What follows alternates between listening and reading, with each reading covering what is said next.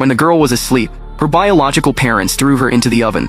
They wanted to roast her alive. She suddenly woke up, terrified, screaming and panicked. She kicked hard, forced the door open, and crawled out. But her father was faster. He stomped on her back and yanked her hair. Her mother ripped off a piece of tape and slapped it across her mouth. They dragged her back and shoved her into the oven again. This time, no matter how hard she pushed, the door wouldn't budge. She tore off the tape and banged desperately on the glass door, begging them to stop. She promised she would behave, but they didn't care. They just wrapped her tire in cold tape. When they closed the door, they exchanged glances and pressed the button. They stared blankly at her. As the heat rushed in, she felt like she was disappearing.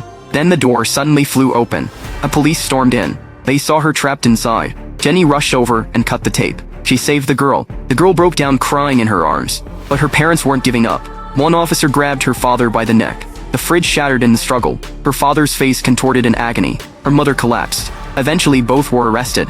During questioning, they spoke nonsense, claimed they were insane. They were locked away. At the hospital, Jenny came to see the girl. She smiled and asked if she could stay with Jenny. Jenny agreed and filed for custody. Everyone thought she was just a sweet little kid. They were wrong. She went to a local event and played with another boy. They got along at first, but when Jenny showed the boy too much attention, the girl hated it. The next day, the boy's parents disappeared. The news said something horrible happened. The police launched an investigation. They found a call from a girl. Right before the incident, they visited Jenny's house. The girl sat calmly on the couch and told them it wasn't her. They found nothing, but Jenny knew she was lying. She didn't trust the police. As she turned away, the girl stood behind the door, eavesdropping.